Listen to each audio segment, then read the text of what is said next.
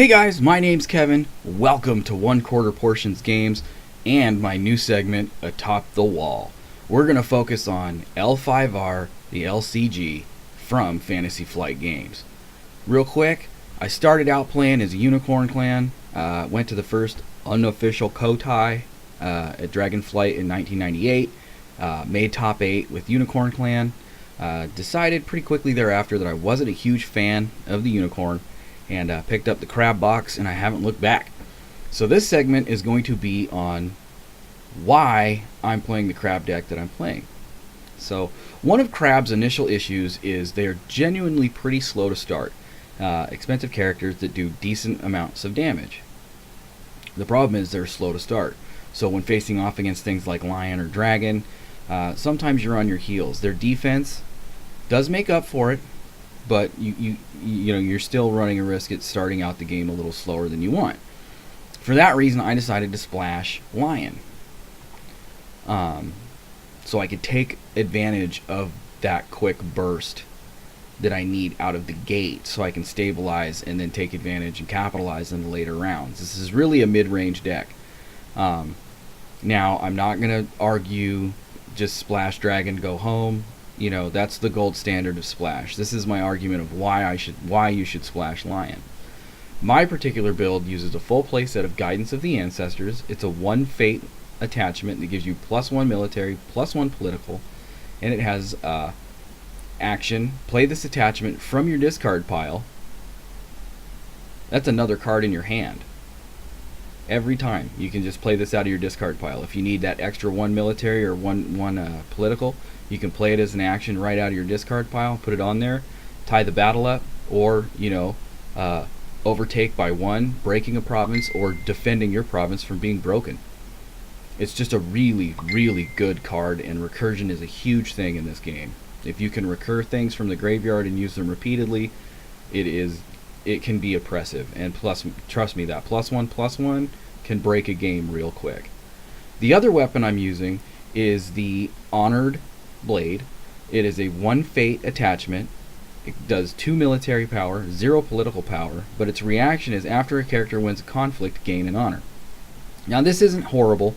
I do run Assassinates, so this helps me recover from a 3 honor loss from assassinating the Tattooed Warrior, the Doomed Shigenja, Vengeful Oathkeepers, stuff like that. Just the real early gnarly 1-drops that just can't be on the table for a turn. Just eat the honor loss, kill it, get it out of the way.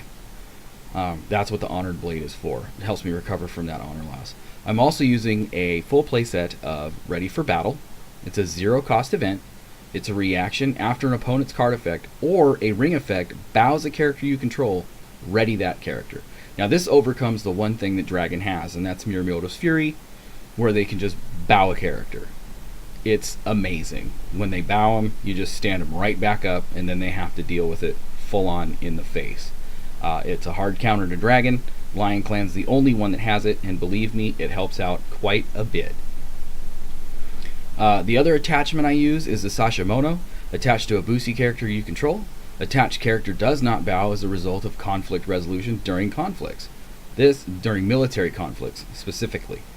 This is really good for Crab. Our bread and butter is military conflicts. We don't like to bow afterwards. This keeps us from doing that. Unfortunately, it has 0 military, 0 political. It doesn't help you out on either end. That's what the Guidance of the Ancestors is for. Now, you can go a couple of different ways. You can put the Vengeful Oathkeeper in your deck. He is a 2 Fate, 2 military, 1 political Bushi reaction. After you lose a military conflict, put this character into play from your hand.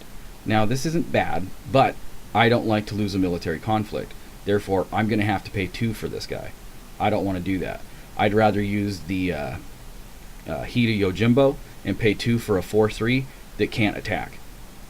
I'd just rather have a blocker that can hold its own rather than this guy with his little tricksy self. He is good. I'm not going to take it away from him. He just doesn't fit what I'm trying to do in my deck. Now you can also go Master of the Spear. He's a 3 Fate, 2 military, 2 political Bushi with an action. While this character is attacking, your opponent must choose a participating character he or she controls. Move that character home. Really, really good card. However, it also costs 3 influence. It's expensive for me to put 3 in this deck, so I can grab one. It's going to cost 9 of my 13 points. That's too much. Then I'm not willing to give up that many points for this card. He's just not that good to me. You can go also stand your ground. It's a 0-drop event. When honored character you control would leave play, instead discard that character's status token. Crab doesn't really give two shits about who's honored and who's not, so that card doesn't really fit the deck. For Greater Glory, fits like a glove. Reaction: after you break a province during a military conflict, place 1 fate on each participating Bushi character you control. Really, really good card. Really, really expensive influence cost at 3 apiece. That's 9 points for a full playset for Greater Glories. This is a good card if you're going wide. If you're going wide with a lot of attackers, it's great. If you're just going for one person, it's a little too expensive on the influence side to give one person 1 fate. It's just really not that worth it to me. So that's why it's not in the deck. You can also do Strength in Numbers, which is a 1-drop event. Action: while you're the attacking player, choose a defending character with glory X or lower, move that character home. X is equal to the number of attacking characters.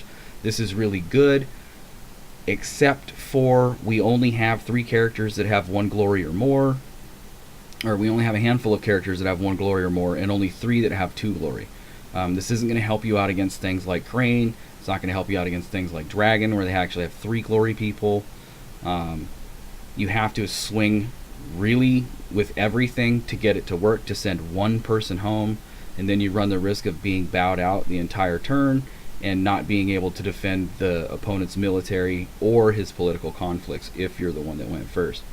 This is just not a card for Crab. Like I said, Crab likes to go big, Lion likes to go wide. This is perfect for Lion, but in a Crab deck, it's just not that good because we're only swinging with 1 person at a time, maybe 2, and they don't really have a glory count. So this is kind of a dead card, in my opinion. So, I mean, that's the wrap up on the splash cards. I gave you my advice on which ones I'm using and why I chose not to use the other ones, and that's how it works, man. Welcome to L5R. I hope you guys enjoyed the video. If you did enjoy the video, please like, subscribe, and share. I want to bring more content out and more attention to this game, as I've loved it for the last 25 years. I don't really know what else to say other than thanks for watching, thanks for stopping by. There's going to be more content in the future, like I just said, so stick around and get ready for more. And thanks for hanging out with me atop the wall. My name is Kevin for 1/4 Portion Games, and I'll see you guys later.